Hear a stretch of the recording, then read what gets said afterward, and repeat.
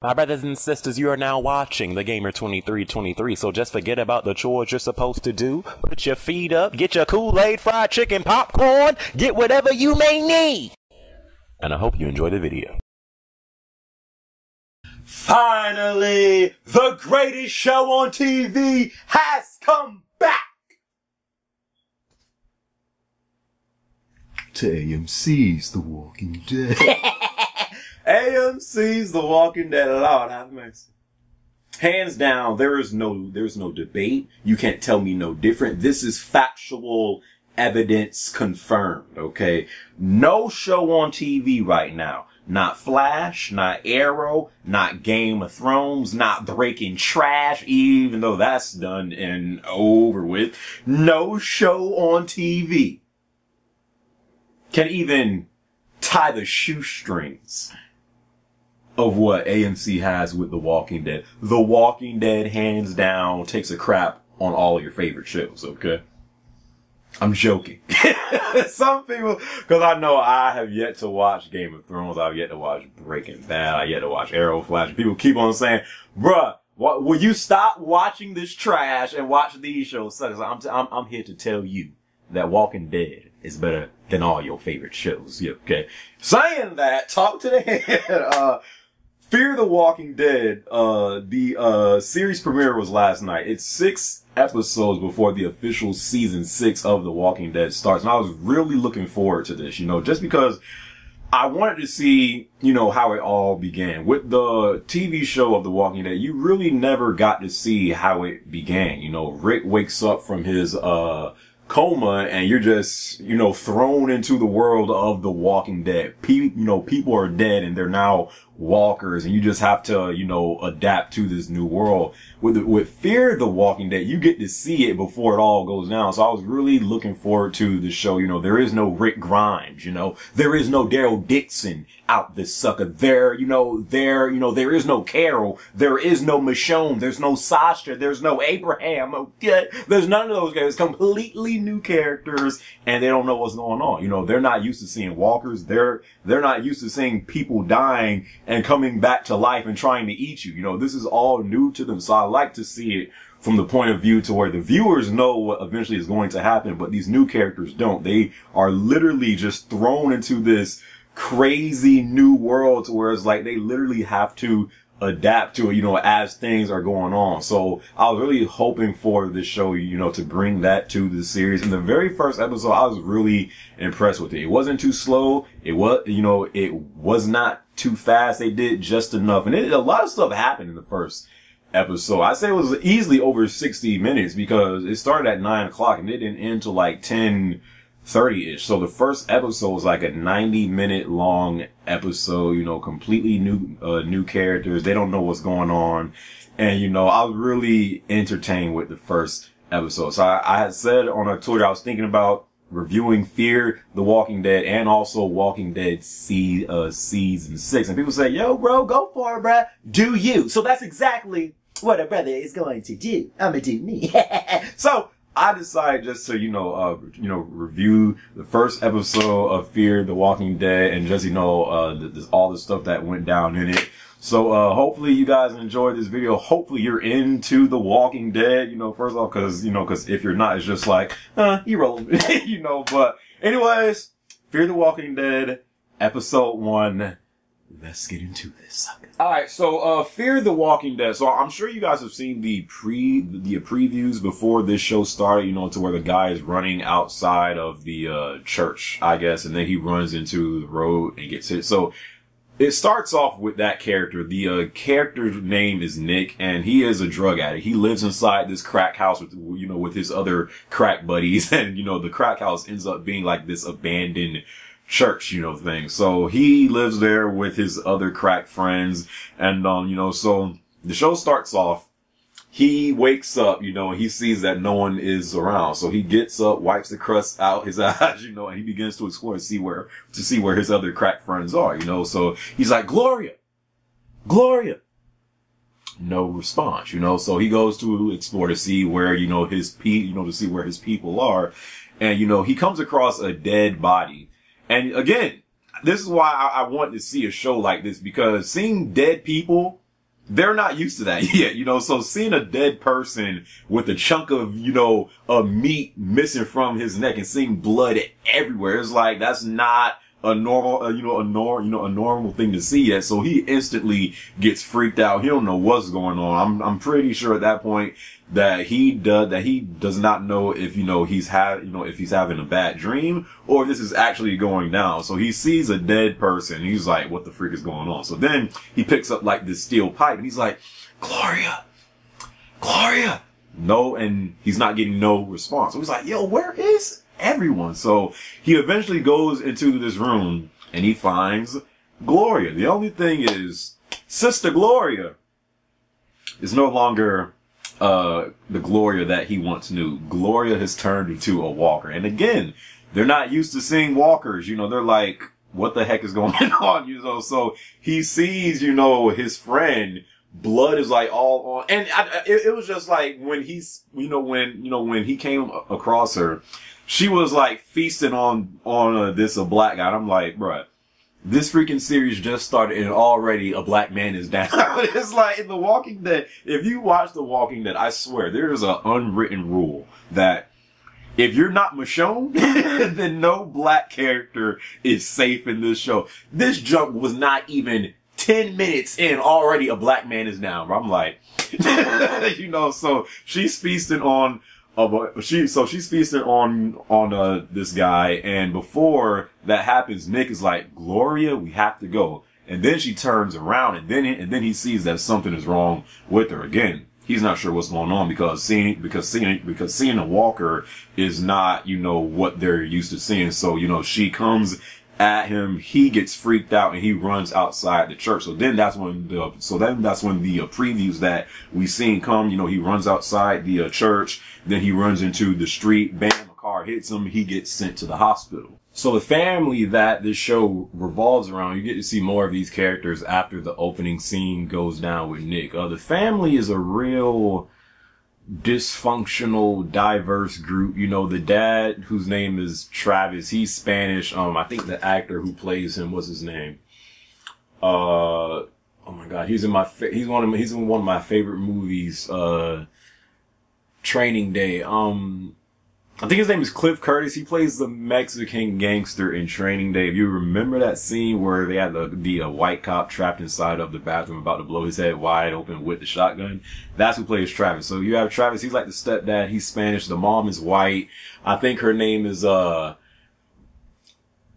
Madison. I don't know why I didn't write down the names of these characters, but I think her name is Madison. She's white. Her daughter's name is Alicia. She's white, but she goes out with a black guy and her crackhead son, Nick, you know, so, it's a real dysfunctional, diverse group, you know. You can tell they're not exactly like this. They don't hate each other, but you can tell that there's, you know, tension between them, you know. So, fast forward a little bit, Travis and Madison, they go to the hospital because Nick, her son, you know, they want to know what happened. So she's like, Nick, what happened? And Nick is going on this rant saying, listen, I woke up and everyone was dead.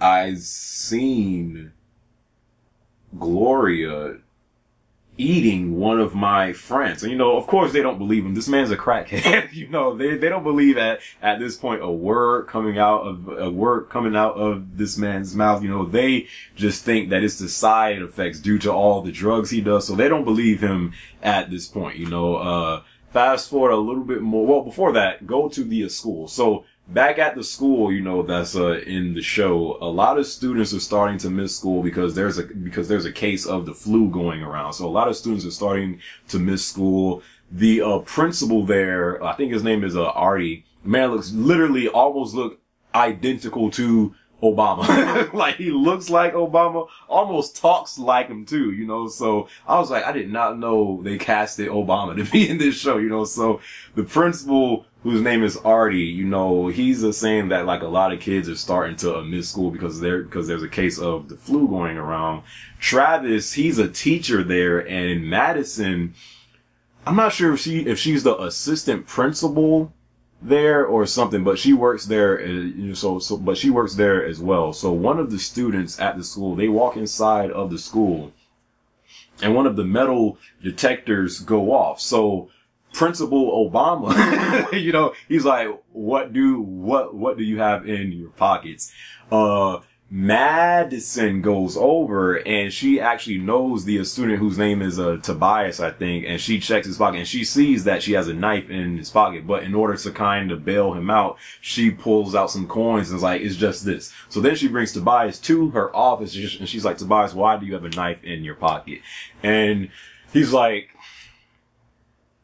we're safer in numbers. And she's like, what do you mean we're safer in numbers? And, there's like been reports and there's been reports and rumors going around that, people have died and somehow, some way, like they're coming back. There's been reports and rumors, but it's not been confirmed, and it isn't in their location yet. But you get the sense that Tobias knows what's coming. So he's saying he's keeping the knife for protection because he thinks that something is about to, go down. But, she's like, Tobias, you cannot bring knives to school. You can get expelled for that, So he's like, yeah, I know. So fast forward a little bit more back to the hospital with Travis and Nick.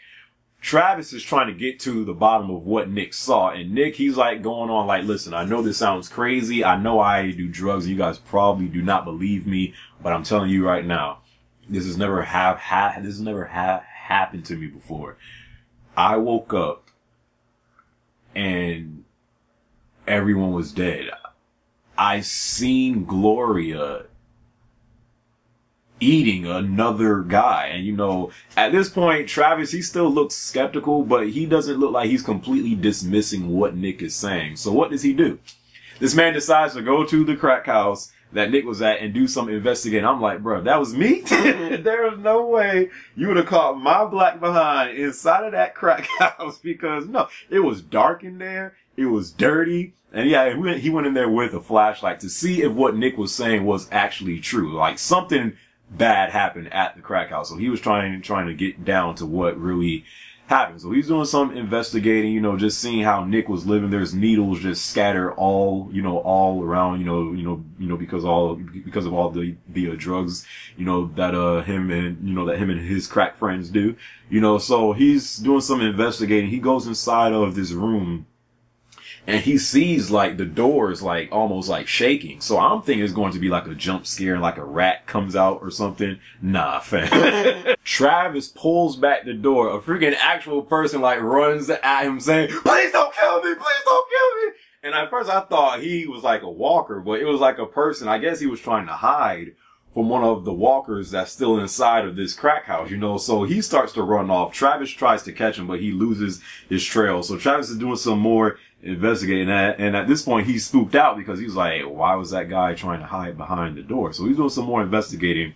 He eventually falls in the spot where Gloria was feasting on the black man. And you can still see like the bits and pieces of his remains like still there. So he's like, what the heck is this? So he knows that something went down at the crack house. He doesn't know if it's what Nick was saying, but he then but then he finds out something bad did indeed go down here. So then he goes back to Madison and he's like, listen, your son Nick, he might have been onto something here. I just did some investigating there. And he tells her what he saw. She's still saying, listen, there's always stuff, there's always stuff that goes on at places like that. Someone might have gotten shot or stabbed, for their drugs or something. Because so she still does not believe that someone ate another person, and that's why there's a lot of, that's where there's a lot of blood there. So fast forward a little bit more, Nick actually escapes the hospital that he's in because the nurse actually went out, for something. And before that, like one of the people that was in his room, he actually died, and then the nurses like had to come in and try to bring him back to, life. And then they went out via room for something. So then Travis, he gets up and escapes from the hospital. So now, Nick gets up and escapes from the hospital. So now Travis and and Madison, they are like trying to look for Nick, you know, to see where he went, you know, because he was supposed to go back home with them. So he escapes the hospital. Now Travis and Madison are now looking for him. They can't find him. They eventually go to one of his friend's house, Cal. Cal is another black guy, and they're trying to talk to him, like saying like, "Yo, have you seen Nick?" And I didn't really think nothing of it. Like Cal he just seemed like one of Nick's friends, you know, but I didn't really think too much of it. And Cal's like, "No, I haven't seen him, but do you guys want to come inside? And then maybe I can call some people that might know where he is." So they're like, "Sure." Again, I think nothing of it, but apparently Cal is, I guess, a drug dealer, and that's where Nick was getting the drugs from Cal. So then Cal and Nick, they meet inside of a restaurant, you know, while Nick is still on the run. You know, they're still trying to look for Nick. And, Cal is like, "You didn't tell them that, you know, that I'm the one who gives you the drugs." Cause I'm guessing it's like I'm guessing it's his secret job, you know, and then Nick, he starts to, freak out. He's like, no, I would never tell them that's what you do. And you can see Cal, he's like, almost like pissed off, like, this is not what's supposed to happen. And Nick's like, "No, that's not what happened, but the drugs you gave me, were they laced? Like, what was wrong with him?" Because he's telling the story again about what he saw. And he's like, "No, the drugs were not laced." But you can see he's pissed because he believes Nick told his parents that Cal is where he gets the drugs from, but Nick didn't do that. So fast forward a little bit more. Cal actually like drives Nick to like this abandoned it wasn't a river. It was like, I forgot what it's called. It was like, but he drove him out to like this place where like no people are at. And he was like, "Don't worry, Nick. It's going to be okay." And I instantly picked up, this man is about to kill Nick. So he's like, "Don't worry, Nick. It's going to be okay." So he drove him out to like this place where no one is. And then he was like, just wait here. And I'm like, this man is about to kill Nick. He steps outside the car, goes inside his trunk, and pulls out a gun. So then he walks over to Nick's side of the car, and he's like, "Nick, come on out." Nick actually catches that Cal has a gun in his hand, and then as soon as he steps out, he goes for it. So then, so then there's like this fight and stuff like that. Nick actually like, you know, pushes the gun towards Cal, and I guess he shoots Cal on accident. Cal dies. Nick freaks out. Eventually, Travis and Madison, I don't know why I have a problem saying her name. Travis and Madison, they find Nick. Eventually, Nick is freaking out because he just killed Cal, and then he tells them, "Listen, he was trying to kill me, and I just killed him." So then Nick brings them back to where Cal just died. His car is still there, but he's not there. And it's like, "I killed him. I literally," he starts to freak out. I killed him. He was right here." And like, they're looking for Cal. He's nowhere in sight. So then they get back in the car. They start to back up a little bit. They see like a person down like this little tunnel. And you can see that it's a walker, but they don't know that. That's why, again, that's why I wanted to see a show like this, because when someone dies and gets back up, they're actually like still thinking they're alive. So like Travis, he goes over to Cal, who is now a walker, but he does not know that, of course, and he's like, "Cal, are you okay?" And like Cal goes to bite. I think it was Madison he tried to bite, and like Travis pushes him away. Nick knows now that what he saw is actually real, and then he like gets in the car, runs over Cal like two or three times. Cal keeps on getting back up and like walking towards him. They're like, "What the freak is going on?" So then, pretty much at that point, now Travis and Madison believe what Nick was saying, and like something is going on. People are coming back from the dead, and it seems like nothing is affecting them. And then pretty much the show ends after that, just to summarize all the stuff that went down. But it was, I mean, for the first episode, it wasn't too slow. It wasn't too fast, and it ended off at, a great point. So then they showed the preview for the next episode. The next episode looks crazy. It really looked like stuff goes down. I mean, that's why I wanted to see a show. I was always interested in seeing a show about The Walking Dead before it started. Like, I wanted to see what happened, like, before the apocalypse started. I wanted to see what happened when Rick was in his coma before this all started, So that's why I wanted to see a show like this. And I was really impressed with the first episode they had. So, I mean, is there anything else I have to say? I think that's pretty much it, man. But the characters so far, from Travis to Madison to Nick to Alicia to Tobias to Principal Obama to Kyle, who was a walker. 2 black guys died in this episode.